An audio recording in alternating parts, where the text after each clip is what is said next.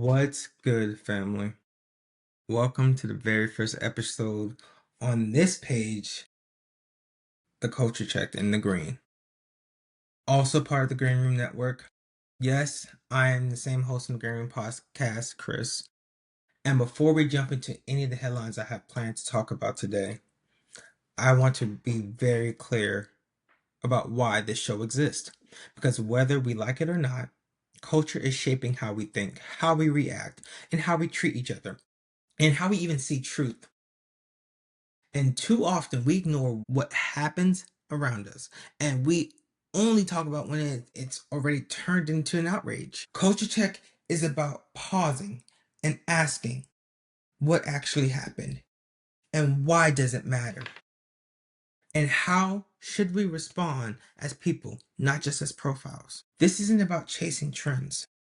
It's about understanding the world we're living in while we're still in it. Now, I want to differentiate from what my Green Room podcast is and Culture Check. Let me say this clearly. This show does not replace the Green Room. The Green Room is where we go deep into faith, into identity, purpose, healing, and personal growth. That's what we call here heart work. But Culture Check is different because this is the space where we talk about what's in the news, what's on your timeline, what people are arguing about in the barbershop, at work, or in group chats for the matter, and how all that connects to who we are becoming as a society. Think of it like this. The Green Room helps you work on you. Culture Check helps you talk about us. And the truth of the matter is, we both. Now, so with that being said, for the very first Culture Check, we're not easing into this lightly at all. We're jumping straight into some serious current events that are already creating a lot of conversation, a lot of confusion, and a lot of strong opinions. Now, let's talk about what's happening in the political atmosphere right now. If you haven't been made aware, or if you've been under a rock for the matter, we're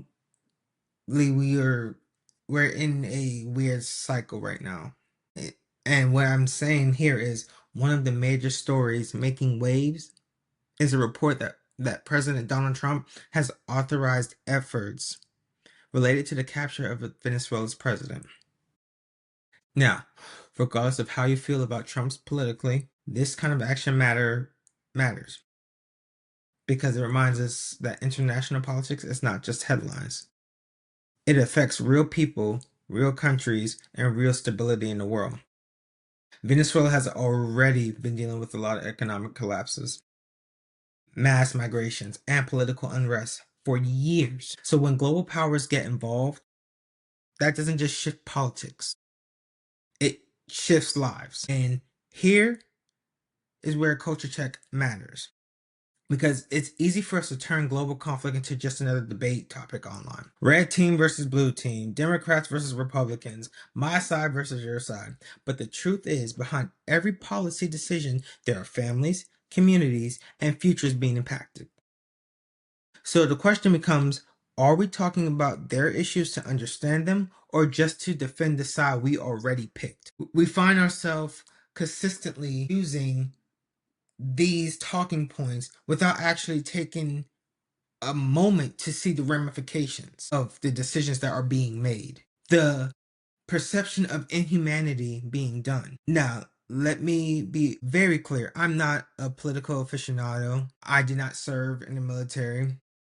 I'm not involved in this geopolitical atmosphere. But what I can see is when there is a bully or there is someone trying to take advantage of a situation, knowing that it's not the right thing to do. However you want to slice this apple, truth of the matter is we need to really work on who we are as ourselves before we go worrying about anyone else. Now, we're going to a heavier topic that just occurred within the past 24 hours. This is a very painful and heavy story that's circulating and involves a report of the ICE agent killing a U.S. citizen. And before we go any further, we have to acknowledge something very important. that even I had to take a step back to kind of realize. Law enforcement officers are trained to assess threats in seconds, sometimes fractions of seconds. And when an officer believes their life or the life of someone else is in immediate danger, they are legally allowed to use deadly force under specific guidelines. Officers are trained around concepts like imminent threats, abilities, opportunities, and intent in what's called objective reasonableness. Meaning the question isn't, what do you think after watching a clip, but what would another trained officer reasonably believe in that exact moment? So, yes, there are situations where officers genuinely believe if I don't act right now, I might not go home. And that reality deserves to be taken seriously. But, and this is the part we cannot ignore, fear alone does not automatically make every outcome justified. And that's why investigations matter. That's why body cameras matter. That's why procedures and accountability matters. Because if force was truly necessary to save a life, that needs to be shown clearly. And if protocols were violated, that in and of itself definitely needs to be addressed, honestly. Now, what culture gets wrong is that we jump immediately to extremes. Either the officers are automatically wrong, or the citizen's life doesn't matter because the officer was scared, right? But here's the truth. Neither of these positions actually help us get closer to the truth, or justice for that matter. We should be able to say officers operate in a dangerous environment and they do deserve safety. But I will also say civilians deserve protection from unnecessary or excessive force. Both of these things can be true at the same time. And if we are serious about improving safety for everyone, then we have to be willing to look at training standards, escalation procedures, communication, and whether situations could have been handled differently before they ever reach the deadly point. Because once someone is gone, there are no do-overs, only questions and consequences. And this is where the conversation gets emotional fast. Because now we're talking about law enforcement, immigration, authority, race, and justice, all in the same breath. And the first thing I want to say here is this. When a citizen loses their life, that should never be treated casually. It should never be treated politically, and should definitely never be treated as just another headline. We can talk about border security. We can talk about immigration policies. We can talk about national security. But none of that removes the weight of a life being lost. And this is where culture becomes dangerous, when we let it turn human tragedy into talking points. We should be able to ask, was protocol followed? We should also be able to ask, was that force necessary? What systems was failed here? And without immediately turning it into, see, this proves why my side is right. Because if we can't hold both truths and compassions at the same time, then we have not been true to ourselves. We're not really here to have a real conversation. We're just here to defend tribes. And before I go any further with this topic, I have my opinions on this. I have friends that are in law enforcement, federally, locally, and I had to reach out to them.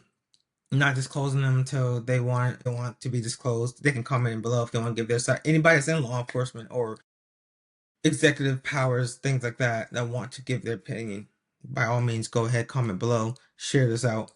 Looking forward to the discussion. Honestly, I don't think it should have got to the point that it did. We should not be talking about somebody not going home to their child. Simple. And it's easy to look at this and say, oh, we can see this from a camera, from a video, something that happened already, so we get to see the repercussions without actually being in that situation. But what I can say, we do have an issue when it comes to excessive force, deadly force, and things it should have never gotten to. While the case is still being studied, I do believe there needs to be a sense of accountability on this said officer.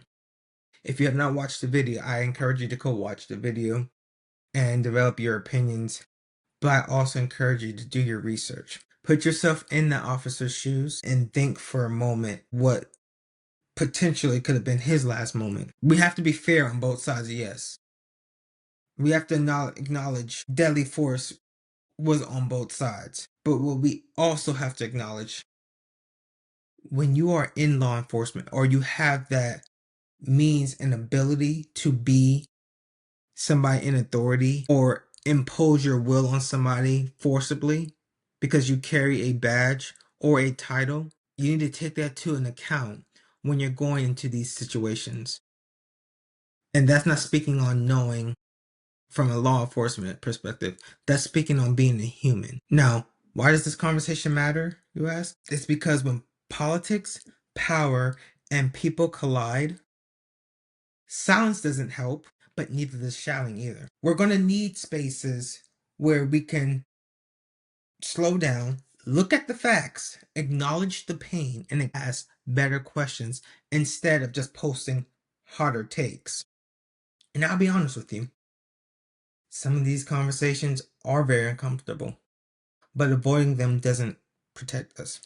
It just leaves the narrative in the hands of whoever is yelling it the loudest. If you haven't noticed, culture doesn't shift when you ignore it. It shifts when you engage with it responsibly. And I say that wholeheartedly with this situation. I am outraged because this is just another example of why does this keep happening and what are we trying to do to fix it? Now, for those of you who carry faith, believe in God, whoever your higher being is, like myself, we also have to remember that our beliefs don't excuse us from caring about injustice, conflict, or human suffering. Faith doesn't mean we check out of the world. It means we stay rooted while we're in this world. We can pray, yes, but we also have to pay attention. God did come down to earth and did what he needed to do, but he wasn't silent. He called out the wrong that was done when it was done. So this is what you can expect from Culture Checked in the Green. Future episodes, we're going to talk about politics, sports, media, social issues, and moments that shape how people think and move.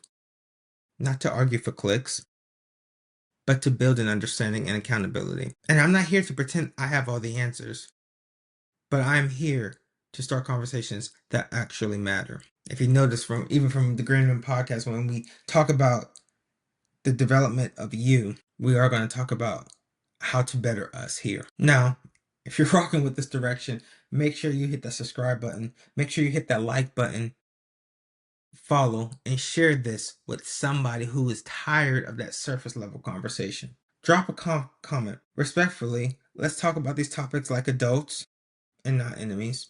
And remember, culture affects us all, whether we talk about it or not. So we might as well just talk about it just in the right way. This is Culture Check in the Green. I'm Chris, and I cannot wait to continue these conversations. We're just getting started. See y'all next time.